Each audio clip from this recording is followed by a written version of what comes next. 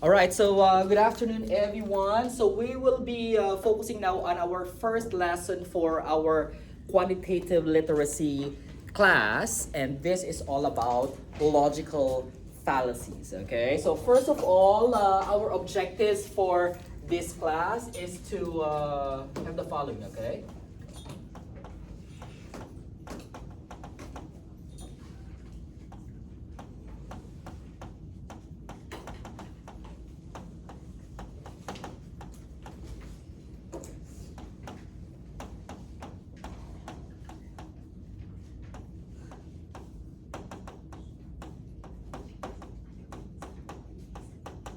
Right, so here it is. So to identify and classify various types of logical fallacies. Okay, and again, you should be able to see this one on those unit lesson guides in online. Okay, and you also have your own copies of such. So when we say logical fallacies, these are what?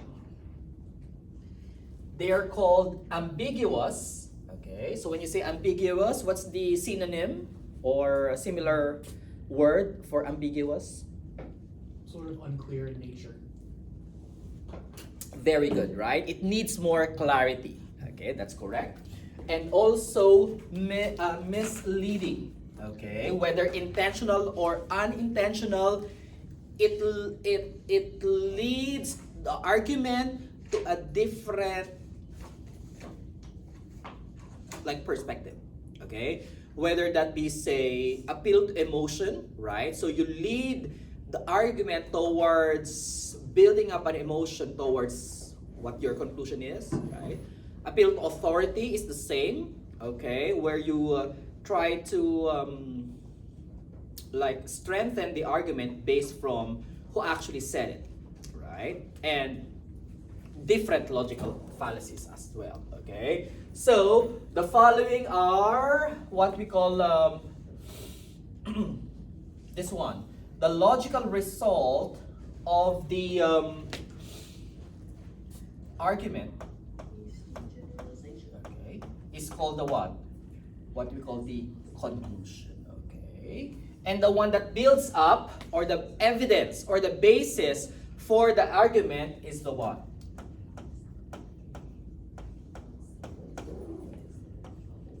A premise. Very good. Okay, so hopefully you can see the difference between a premise and a conclusion. Okay, so the conclusion is the logical result, whether or illogical result. Okay, so if we identified a logical fallacy, then that means it's an illogical result. But the evidence that builds up towards that conclusion is your what? Premise. Okay, so you have the premise, you have the conclusion. Those are the two important parts of our argument. But certainly there are different logical fallacies. Okay, so for example here, and let's read this one in here. Okay, can anyone read it for us? The first argument. Go ahead. Yes. I just landed in this country and my cab driver from the airport was so rude. Therefore, everyone in this country must be rude. Thank you. Okay. So from that, what do you think is the premise, and what part of that argument do you think is the conclusion then? Okay. Even without knowing what the logical fallacy is, okay, what is the evidence of the argument and what is the result, illogical result of this argument, right? Anyone who can tell us what's the premise and what's the conclusion? Go ahead. Anyone? Okay, let me talk to Justice. Justice, what do you think in here? We only have two sentences, however. What do you think in here is the evidence of the argument? What has he experienced, this person? The cab driver being rude. Okay, so that means that is the argument. Premise. Okay, that leads him to actually say that what is the conclusion in here? Anyone? Brandon. Yeah, Brandon. Oh. Yes, Brandon. Everyone in this country must be rude. Yes. Yeah. So if you so one, oh my God, this Uber driver. Okay, where's that Uber driver at? Is that Uber? All right. Yeah. Yeah. Where's that Uber driver at? Oh my God. Okay. And then the Uber driver's reaction with you, he might be tired or just be exhausted. Might be 2 o'clock in the morning, and you get a cab, right? He turned out to be rude going to the airport. And you said like, well, I guess everyone here is rude anyways, right? And with that being said, what is that? The logical fallacy is what we call a hasty generalization. It says that the argument based on a small one. Small. Sample. Very few sample, okay? So you saw it from one person, the driver. Now say like everyone in here is rude, right? Or you just saw it from like maybe 2 or 3 people, right? Like a small sample, okay? Or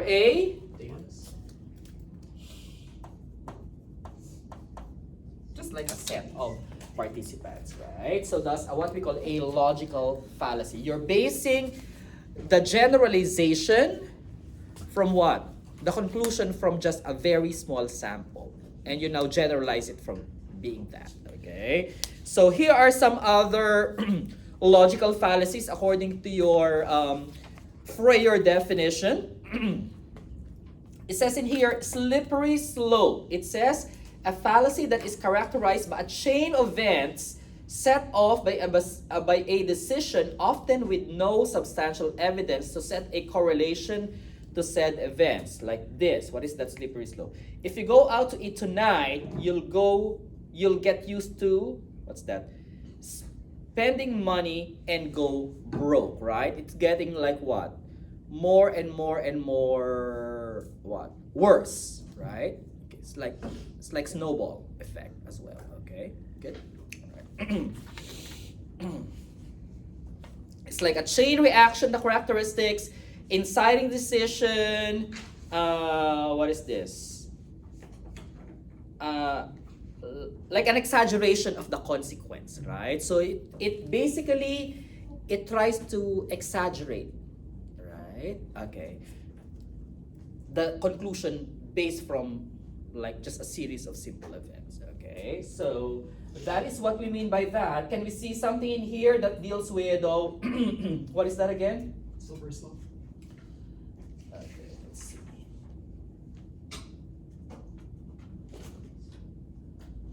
Well, there's nothing here of that one, but let us see in here some other logical fallacies. Let's see this one in here, the slippery slope. Oh, appeal to authorities. There's something in here about appeal to authority. There's one. So let's see how this one would be justified as an appeal to authority. According to their definition, it says what? Their Freyer definition says, appeal to authority logical fallacy. A fallacy that is characterized by a claim that is what? Or false, all right? Or maybe lacking evidence, right? But still justified by citing an authority figure that might not be that well versed, right? It's not educated on the matter at hand, okay? For example, my favorite TikToker voted for him. Ooh, look at that. Controversial. So he has to be right for the job. Just because this TikToker, with how many followers is this TikToker have? Say 500K. 500,000 followers, right? He must be getting money on that, right? I mean, what number of views do you have to have for you to get monetized for that, You have to guys? get You a have to- million. A million at least? Oh, that's a lot. No, you only need 10,000 followers to start getting money. 10,000? Yeah, for 10,000. 10,000? Yeah. Okay. 10,000 followers, you might get monetized for post or something. Yeah. Okay. Okay. Oh, it's not likes. Pretty reasonable. Really likes. Yeah, a million likes. Okay. Like, or- You get based on watch time and all of that stuff. Yeah. Okay, so you're basing it from Like how many minutes they're actually engaging on your post, and also like how many comments. Interaction with from audiences. How many have reported it to be like distracting or something? Not really. Okay, anyway, let's go back in here and let's see why this is appeal to authority. Let's read this one.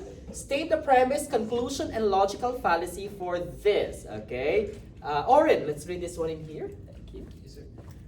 My doctor told me that my car isn't starting because the alternator needs to be replaced. Mm-hmm. So certainly, it's the doctor who is an expert in, I would say, medicine or health science. Okay.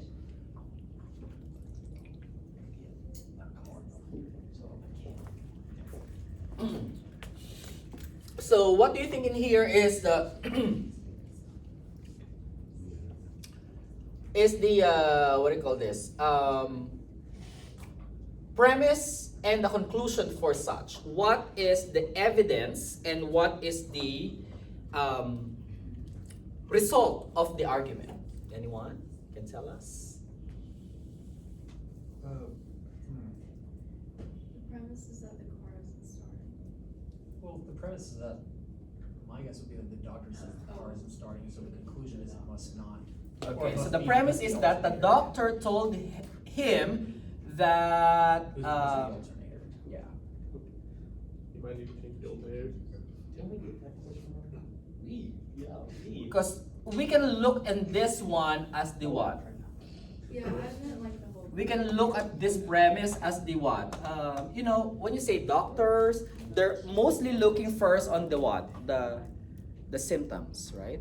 Right? So we can see this one as aligned to the symptoms, right? Like, well, the car isn't starting, right? And then what's the cause? Okay, well, according to the doctor, the cause of that symptom is that what? Alternator. The alternator being replaced. Okay, so and again, seeing this one in terms of like, you know, what skill commonly doctors have, right? Usually the doctor will typically look into what first? The symptoms, like say what? Well, you have headache, you have nausea, you have vomiting and stuff. Okay, you might have a flu or something, right? And that's the conclusion, right? And basically similar to this, okay? They look on the symptom, well, it's not starting, right? And then the conclusion is, should be the alternator, right? Okay, get it? So, that is our appeal to authority, okay? Yes, the doctor is a professional, right? But is he, you know, is his skill related to No. mechanic, like fixing a car?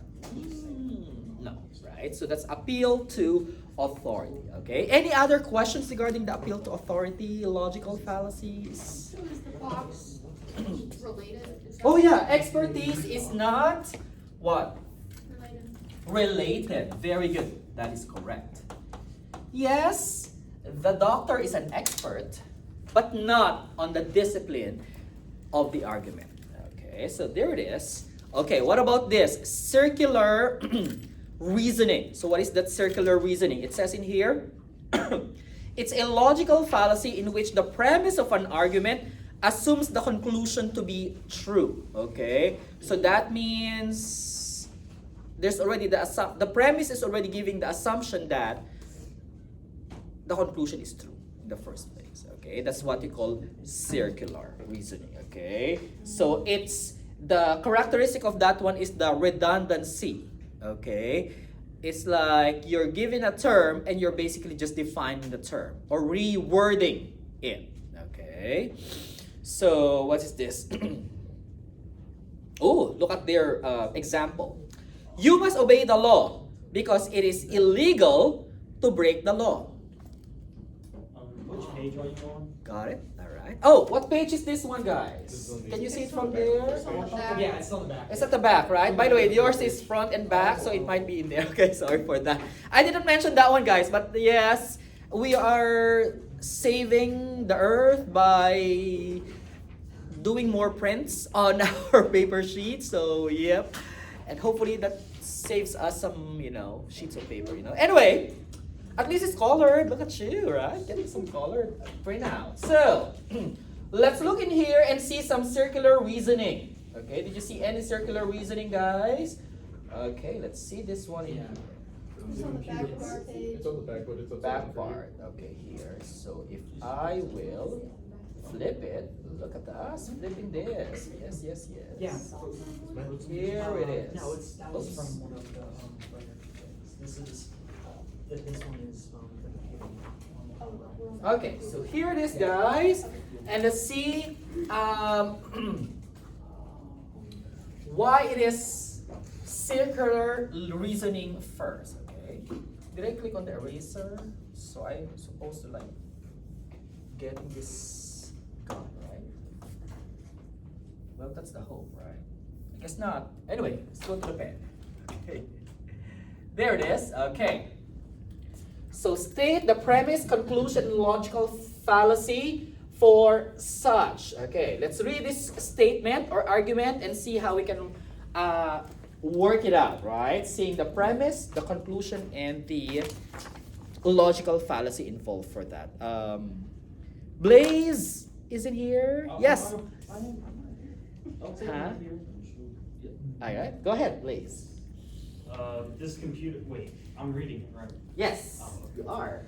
This computer. And you can, or you can also do the entire thing, right? Yeah, get the premise, conclusion. Okay, go ahead. Yeah, Blaze. This computer is the best because no other computer can compare with its quality. Oh, okay. I think the premise is this computer is the best, and the conclusion is so no other computer can compare to its quality. I feel like in here, I think it's the other way around. I think it's the other way around, right? Because this should be the premise. That's the evidence, right? Okay. But as you may notice, the word best is certainly the definition of that. If you cannot, if no other item can be compared to that, then that basically is the definition of best. If you get the right, right? So that's making it what we call the circular reasoning. The conclusion is a what? Definition, or in some cases, description, right, of the premise. Could synonym work too? Let's say, The question itself. oh, like say she's pretty because she's beautiful, right? I mean, it's a little more straightforward, but it still works, I guess. Or attractive. Yeah. All right. So that is what we call a circular reasoning. Thank you for that. Oh, what about this one in here?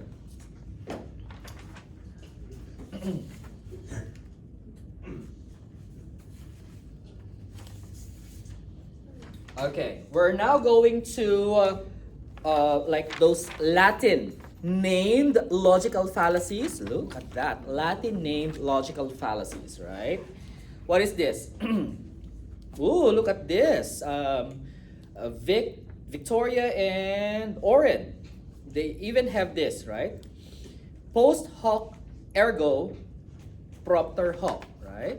This means what? After this, therefore because of this. Ooh, look at that, all right? So that's what they call post hoc logical fallacy. What is that?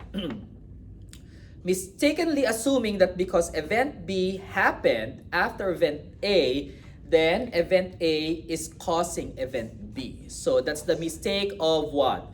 Seeing causation when in fact it's just a correlation, or sometimes just a coincidence. Get what I mean? Get what I mean, right? Yeah. So if you're mistaking causation if you're mistaking correlation or just a coincidence, it just so happened, get the case, to a causation, like, well, I guess A causes B to happen, right? So if that's the case, then that's a post hoc logical fallacy, like this.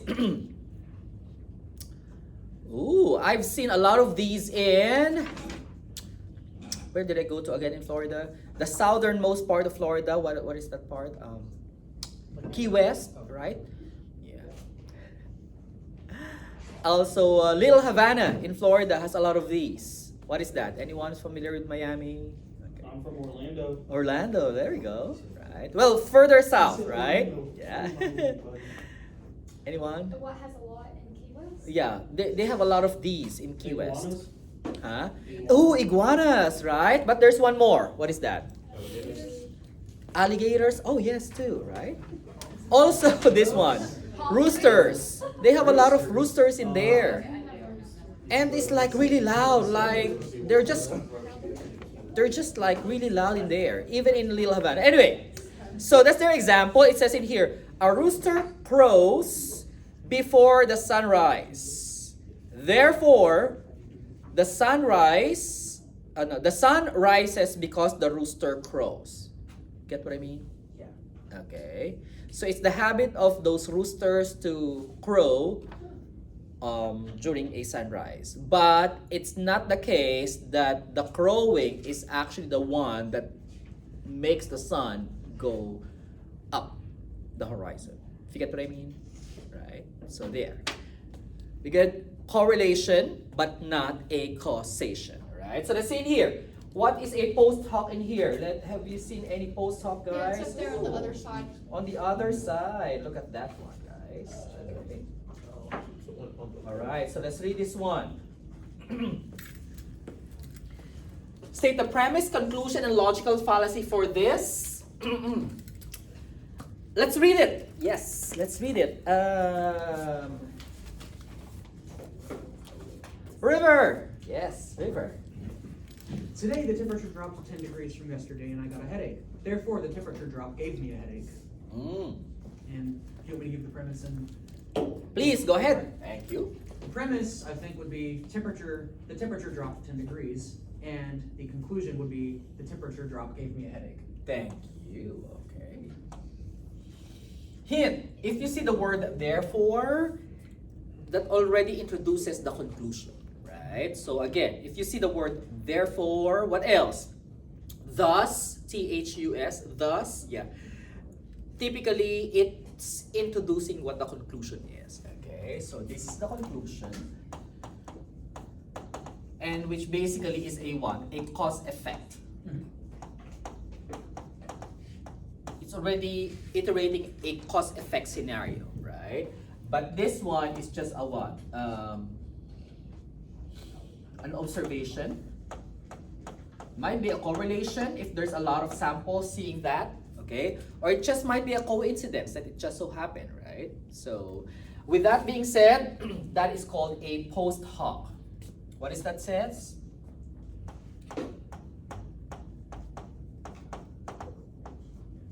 Okay, correlation, sometimes just a mere observation. Does not always indicate a cause-effect scenario, okay? Honestly, in statistics, the only research method that would give you a cause-effect conclusion is what we call an experiment, right? If you do an experiment, it will lead to or may lead to a cause-effect relationship. Other than that, if it's just a correlation or just a simple observation, we cannot have a cause-effect conclusion. Are we good with that one? All right. So some other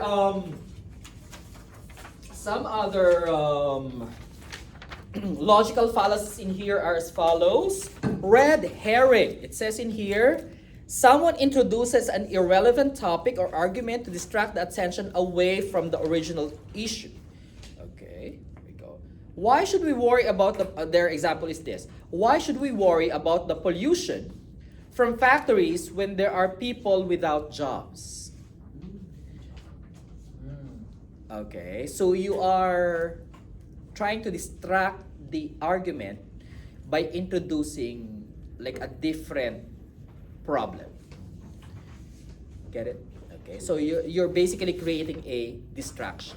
Okay, and this is also similar to what we call a straw man fallacy. Okay, so when you say a straw man fallacy, what does a straw man do? Stand there. It mimics the purpose. It mimics the person, right? So the crows would think like there's a person there, but in fact there's none, right? So that method of creating a distraction is a logical fallacy as well. Okay. Okay, what about this? Appeal to authorities, slippery slope, and I think we have done everything in here. Well, most of them. Other logical fallacies are as follows. What do we have in here, guys? What is a loaded question, by the way? Anyone who have seen this one? They don't have a premise or a conclusion. They don't have a premise or conclusion, and also, it's also always in the what? What do you notice? What's the difference between all the other arguments and a loaded question? It's just a flat out question. Very good, right? It's always in the interrogative. Always interrogative. How do you know if it's interrogative? Well, you see a question mark? It's always gonna be a question. We good? Right. So again, when you say an interrogative sentence, always ends with a question mark, right? Okay. Not actually interrogating you, but it's just how it's defined, right? Interrogative sentence. Have you told the teacher that you copied my paper? Oh, look at that, right? Yeah. So, that's a loaded question. You're already what? Accusing the other person that he or she copied your paper, and why are you not even telling the teacher about it, right? Okay. You good? Okay. So, any question regarding a loaded question? So, always in the interrogative. That's why it says in here, if the answer is a loaded question, you're not seeing any premise, the one that, gives an evidence, and you're also not seeing conclusion yet. Yes, what's up? There's a loaded question on the other side that goes more into depth about the nature of the fallacy itself. Like what? It says, are you still trying to overcome your addiction to cigarettes? And then it says, any direct response implies a blank statement or one that is downright blank. Where is that one? You see that one? On the other side. It's on the first page. Ah, first page. Let's see that first page. Okay, let's see that one in here. Here we go. Right, let's see. It's top right. Top right. Oh, there. Another logic question. Another loaded question. Okay. There we go. Are you still trying to overcome your addiction to cigarettes? Okay. So, the same, right? You're already like what? Implying that that person is addicted to cigarettes. And at the same time, why are you not doing something about it, right? Good. Okay. That's what it actually implies, right? So there's an implication on what's being said or being asked, okay? Just by asking the question, it already assumes some judgment on the person or the thing being asked, okay? If you get what I mean? Right. Hey, yes. It assumes that the person actually was addicted as well. It assumes that whoever is saying that is right in their assumption, or that it's true, I guess. Oh, wait, are you saying that the one being asked or the one asking is The one addicted? asking, the person saying, are you still trying to overcome your addiction to cigarettes? It implies that what they're saying is a fundamental truth. Yes, he's already saying that the person Yes. being asked about this Yeah. question is addicted to Yeah. cigarettes. And also at the same time, well, you should do something about it, Yeah. right? Okay. You get what I mean? Okay. So that's a logical fallacy. What's that? Any direct response implies a what? Direct. No. No. Untrue statement.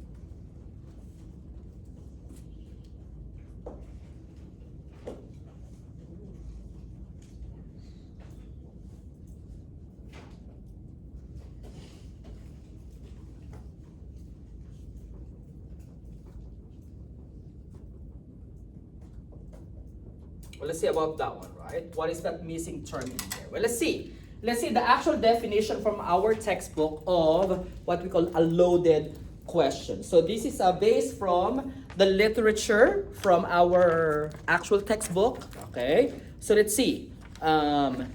Loaded question. Okay, so according to this, our actual literature, loaded question is, let's see, where is that one?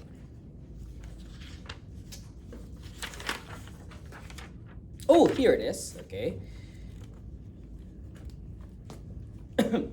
According to this, because this is in the interrogative, in short, this is a question, it is technically or not technically a fallacious statement.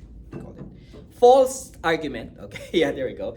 It is not technically a false argument, but an effort to trick someone into an unintended implication. Okay, so there's already the implication in there. Okay, therefore, a sound premise and conclusion cannot be established. Any direct response implies a deniable statement. Okay, so in here, not true, but a statement that you can deny. Okay, like, no, I'm not addicted to cigarettes, or maybe also, no, I'm not trying to overcome it. If you get what I mean? Okay. So what are you saying no to? Are you saying no to the addiction to cigarettes, or are you saying no to the trying to overcome? Right? Get what I mean? Okay. So this is what? Deniable. Okay. Eraser.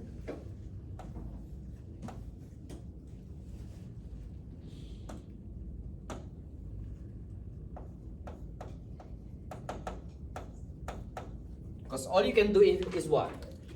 Well, the question is, are you this or that? So in short, no, I'm not this, or yes, I am, right?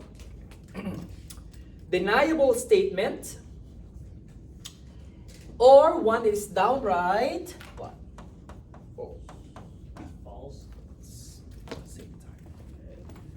So that is the definition of that one. Okay, here's the thing. So as you can see in here, if the one being asked, not the one asking, okay, if the one being asked said yes, then the responder implies what? Mistreating the pet. Implies what?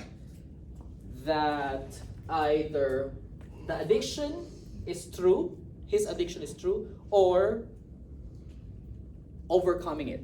Okay, is true. Okay. If the responder says no, what does it say there? They aren't fighting their addiction still. So if he says yes, and that means either he is addicted to cigarettes or he is trying to overcome it. Okay. Or maybe it can also say that no, that means you're not trying to overcome it because you are certainly not addicted to cigarettes. If you get what I mean. Okay. So again, that is our loaded question. There are some other logical fallacies, and we're gonna be waiting for those as well.